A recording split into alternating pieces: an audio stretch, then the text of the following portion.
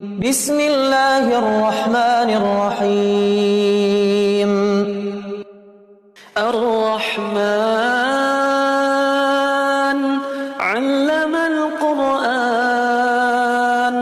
خلق الإنسان علمه البيان الشمس والقمر بحسبان والنجم والشجر يسجدان